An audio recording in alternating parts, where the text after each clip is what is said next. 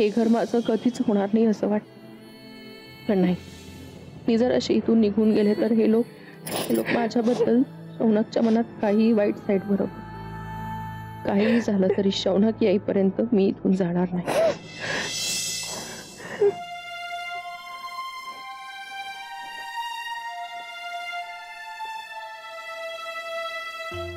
अरे हे काय, तू अजून इथेच?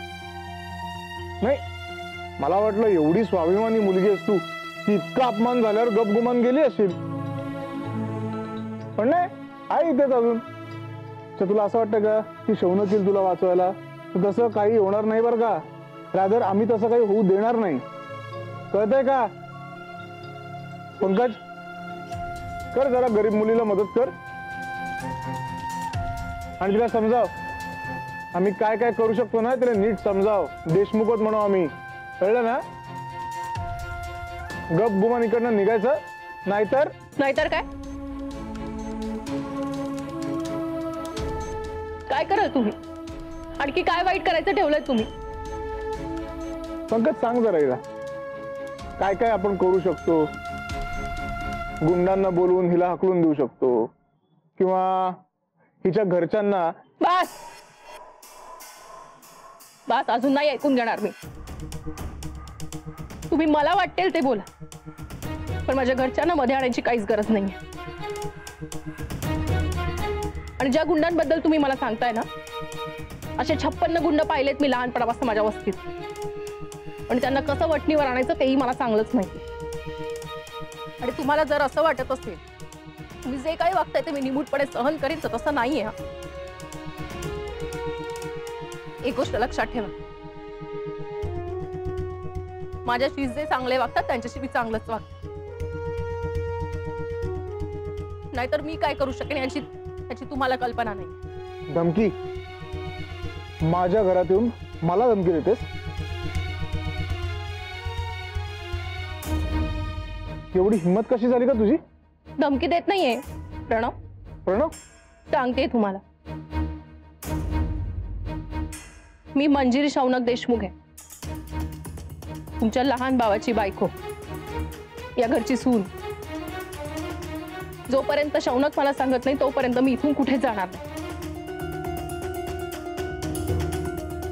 आणि शौनक घरात नसताना हे असं वागणं कायद्याने गुन्हा आहे, माहितीये ना तुम्हाला? हे म्हणजे साहेबांशी असं बोलू नको. हे तू तर गप्पच बसा. आता पोलिसात गेले ना दाट टाकतील तुला. त्यामुळे यापुढे माझ्याकडे डोळे वटारून बघायचं नाही. नाही तर माझ्यापेक्षा वाईट कुणीच नसेल, कळलं? काहीही झालं तरी तुम्ही मला आणि शौनकला वेगळं करू शकत नाही. त्यामुळे तसे प्रयत्नही करू नका.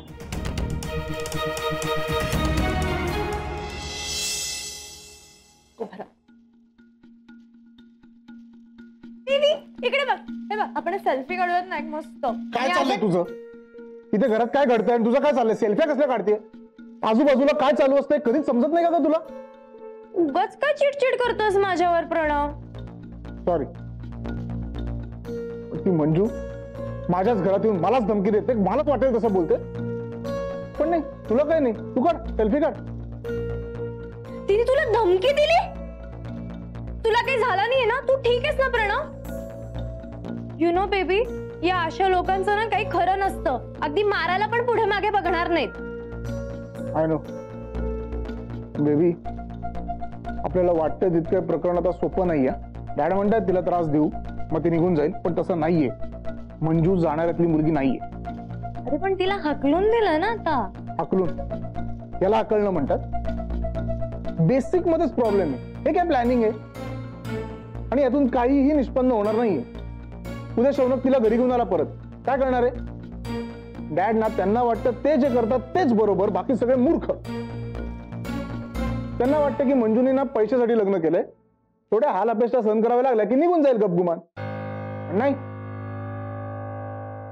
नाही बेबी, शौनक आणि मंजूला आता वेगळं करणं इतकं सोपं राहिलेलं नाहीये. म्हणजे मंजू खरंच शौनकवर प्रेम करते आणि शौनक पण. शौनक, कुठे आहात तुम्ही? मला खूप गरज आहे तुमची.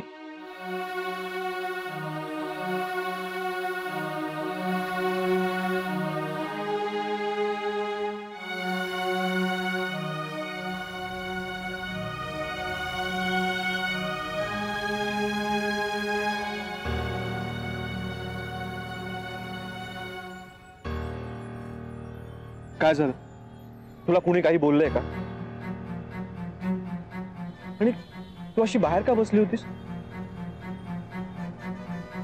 तू अशीच गप्प बसणार आहेस का? सांग मला काय झालंय.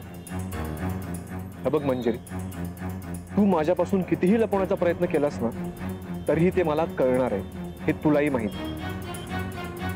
नाही नाही शौनक, आत्ता नको. ते मी हे बघ, तुझ्या गप्प बसण्याचा फायदा घेऊन ही लोक जर तुझ्याशी वाटेल तसं वागणार असतील ना तर मी तसं होऊ देणार नाही. चल माझ्या बरोबर. मी आता त्या घरात परत नाही येऊ शकत. हे बघ, तू शांत हो आणि चल माझ्या बरोबर.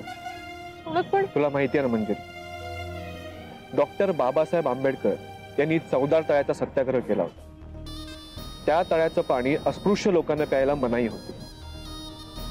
तेच पाणी त्यांनी सगळ्यांसाठी खुलं केलं. मग आपली लढाई वेगळी आहे का? हा, छोटी असेल पण तशीच तर आहे. आपण आंबेडकरांचा आदर्श नको का ठेवायला? आपल्याला हक्क हवा असेल तर त्याच जागी जाऊन मिळवावा लागेल, हो ना? मग येशील माझ्या बरोबर?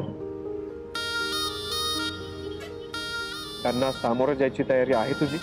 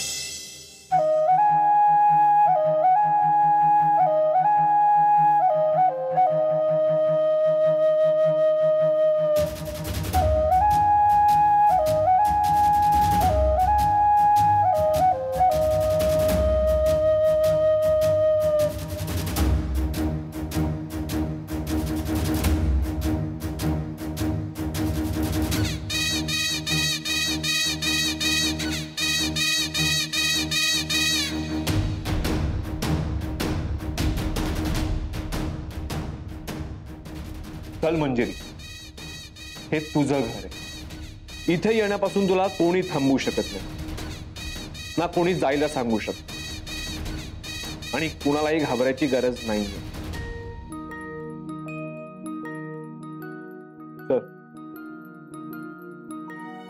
आय रिअली वंडर कोणी इतकं कोडगं कसं असू शकतं. No self esteem at all. तुझा इतका अपमान केला, धक्के मारून घरातनं बाहेर हाकललं आणि तरी तू तोंडवर करून परत आलीस. तू इतकी कशी निर्लज्ज आहेस ग? माझ्याच घरात यायला मला लाज कशाला वाटायला पाहिजे देवयानी? कसं आहे ना, मी शौनकशी लग्न करून या घरात आले. त्यांची बायको म्हणून इथे राहण्याचा पूर्ण हक्क आहे. आता लाज अशा पाहुण्यांना वाटायला पाहिजे ते लग्न झालेलं नसतानाही स्वतःचं घर समजून इथे राहत आहे.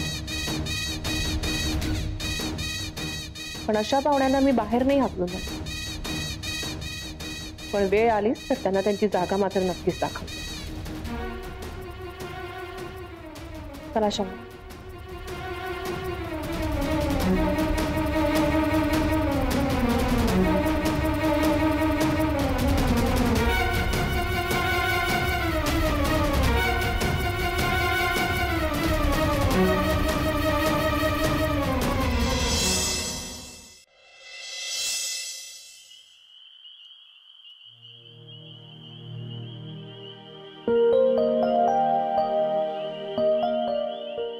आज जरा सगळं खूप अतिच झालं ना. खूप त्रास होतो ना तुला.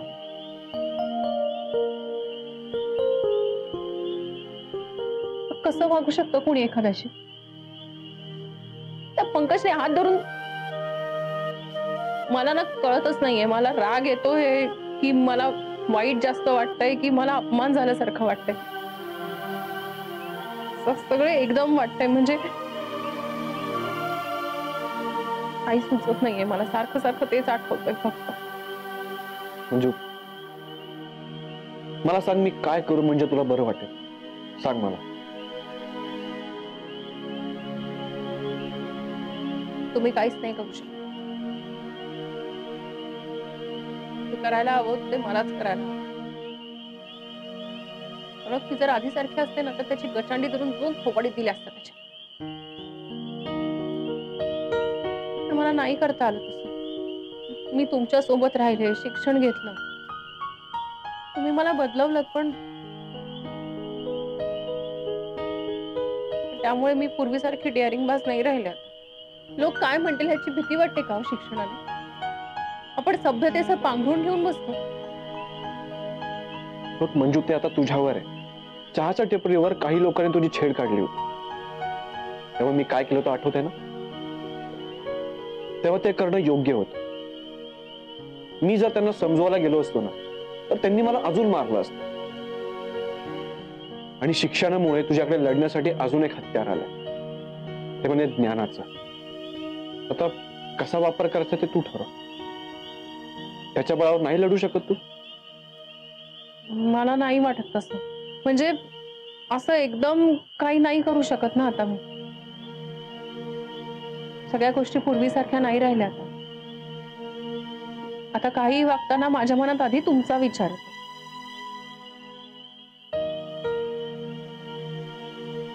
त्याला काय म्हणतात माहिती? प्रेम.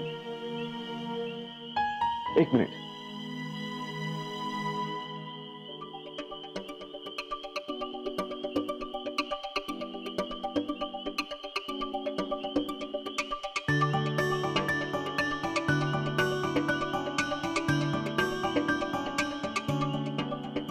आता कळलं मला की वर्षानुवर्ष नवरा त्याच्या बायकोसाठी गजरा किंवा फूल का आणतो, हे हसू बघण्यासाठी. छानक एक सांगू, मला आता काहीच फरक पडत नाही. कोणी मला सून मानत नाही आता. देशमुखांची सून म्हणून मिरवण्यात मला काहीच हौस नाही. त्यांचा पैसा मला कधीच नको होता, पण आता नावही नको. मला फक्त आणि फक्त तुमची बायको व्हायचं, एवढंच पुरेसं आहे माझ्यासाठी.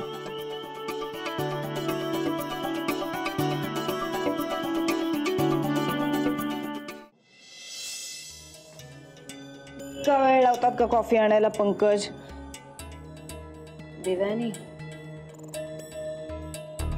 Maugham, I am so sorry. तुम्ही बसा ना प्लीज.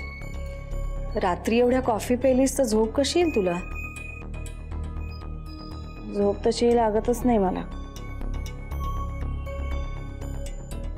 देवयानी, मी जे काय ऐकते ते खरं आहे का? तू सध्या रोज रात्री ड्रिंक घेतेस? But I can hold my drink. हे बघ देवयानी, आधीच गोष्टी हाताबाहेर गेल्यात. आणि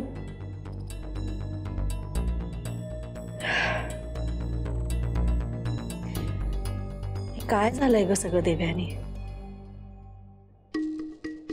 आयुष्यभर देशमुखांचं स्टेटस जपण्यासाठी मी काय काय नाही केलं, पण आज जे काय झालंय ना, त्यांनी सगळं संपलंय. सगळंच. ज्या पद्धतीने हाताला धरून मंजूला बाहेर काढलं ना, तसा तमाशा, तसं सगळं लोकांना कळेल असे देशमुख कधीच वागत नाहीत. हो, ते गुपचूप करून मोकळे होतात. It's okay Maugham. जे आधी कधीच या घरात झालं नाही ते सगळं आता होतंय. या आधी नोकर आधी कसे घरात राहायला आले होते का? असे मालकाच्या खोलीत, मालकाच्या शेजारी झोपले होते. देवयानी, तू या घरची सून आहेस हे मानतेस ना? मानत नाही मी. आहेच. कळलं तुला? आणि म्हणून सांगतेय, आपल्याला जपायची देशमुखांची प्रतिष्ठा, परत आणायची ती. त्यामुळे एक लक्षात ठेव, या नोकर मंडळींच्या डोळ्यातील असं काहीही करू नकोस, खास करून आत्ता सध्या. म्हणजे हे बघ देवयानी, मी आणि हर्षवर्धन काही दिवसांसाठी बाहेर जातोय, लंडनला. हे पण खूप डिस्टर्ब झालेत. खरं सांगू का, आम्हाला दोघांना चेंजची गरज आहे, जास्त करून हर्षवर्धनना. एवढं सगळं करून आपण तिला घरातनं बाहेर काढली आणि ती मुलगी परत आपल्या घरात आली. आजूबाजूला क्लबमध्ये फक्त तेवढीच चर्चा आहे. नको झालंय आता हे सगळं, म्हणून काही दिवस दूर जातो आम्ही या सगळ्यापासून. मॉम, पण मी हे सगळं एकटी कसं फेस करू? त्यापेक्षा तुम्ही मलाही लंडनला घेऊन चला ना तुमच्या बरोबर. ॲक्च्युली माझे काही फ्रेंड्स आहेत तिकडे, मी त्यांना भेटीन, थोडी मीही रिलॅक्स होईन. या सगळ्यामुळे खूप थकायला झालंय मला खरंच. देवानी, तू आमच्या बरोबर येऊन कसं चालेल? आपण सगळे एका वेळेला घरातनं बाहेर पडलो तर ह्या दोघांना रान मोकळंच मिळेल ग. हे घर ताब्यात घेईल ती, हक्क गाजवेल त्याच्यावर. देव्यानी, आता या सगळ्या घराची जबाबदारी मी तुझ्यावर सोपवून जाते, कारण आता या घरात माझा फक्त तुझ्यावर विश्वास आहे.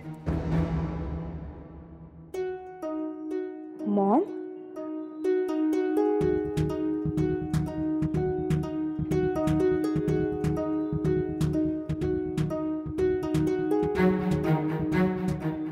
जिजींनी दिल्या होत्या ह्या किल्ल्या मला, आणि आज मी तुला देते. तू सून आहेस माझी देवयानी, आणि तुझ्यावर पूर्ण विश्वास आहे माझा. तूच या घराची काळजी घेऊ शकशील. Enjoy the power. आता आठवडाभर छान काळजी घे घराची, पण या पॉवरची नशाच खूप आहे माझ्यासाठी. दुसऱ्या नशेची गरजच नाही. गुड. Take care.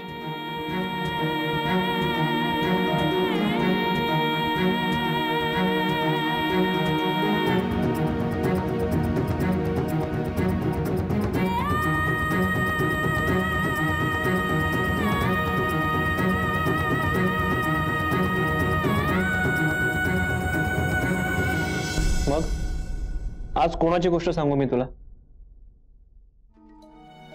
हे आज मी तुम्हाला एक गोष्ट सांगणार. रिअली? वा, कोणाची? लेखकाचं नाव नाही आठवत मला. मागे तुम्हीच दिलेल्या एका पुस्तकात वाचली होती मी ही गोष्ट.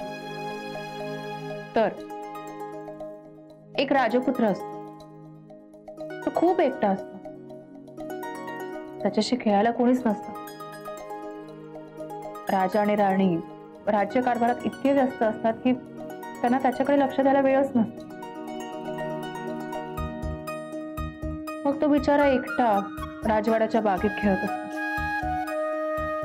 पण असं एकटं किती दिवस खेळणार ना. एक दिवस असंच बागेत खेळताना त्याला खूप रडू येतं, आणि तितक्यात कुठून तरी त्याला एक आवाज येतो. तू का रडतोय? राजपुत्र दचकतो. तो इकडे तिकडे बघतो आणि त्याच्या लक्षात येतं जवळच्या पानावर एक दवबिंदू आहे, ज्याचा आकार एका छोट्या मुलीसारखा आहे. आणि बघता बघता त्या दवबिंदूचं रूपांतर एका छोट्या मुलीत होतं, आणि मग त्यांची मैत्री होते. मग हळूहळू ते एकत्र खेळू लागतात, बागडू लागतात.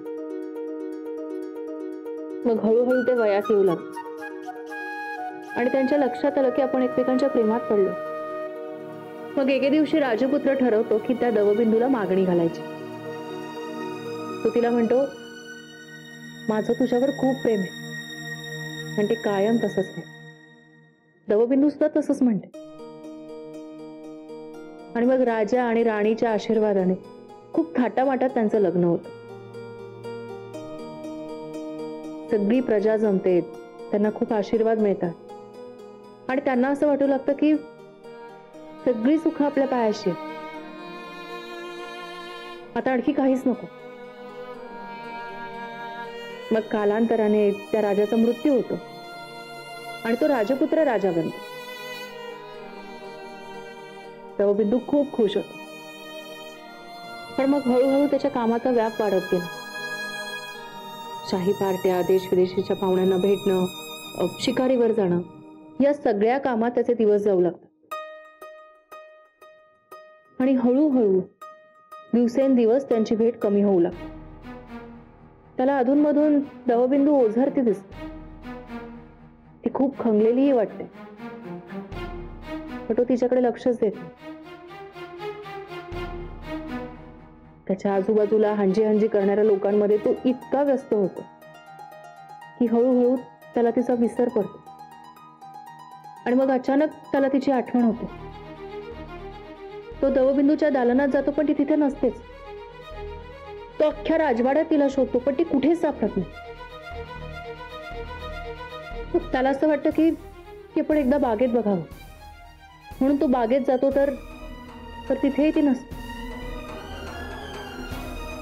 आजूबाजूच्या पानांवर दवबिंदू साचलेलं असतं, पण त्याची दवबिंदू त्याला कायमची सोडून गेलेली असते.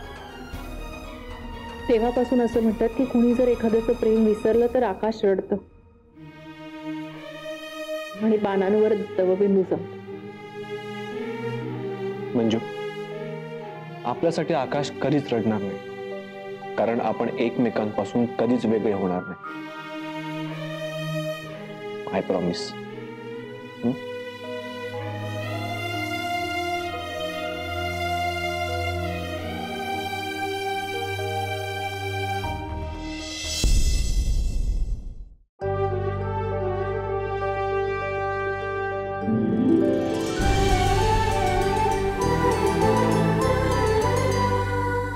अधिक माहितीसाठी सोनी लिव्ह ॲप डाउनलोड करा. Sony Liv, we live to entertain.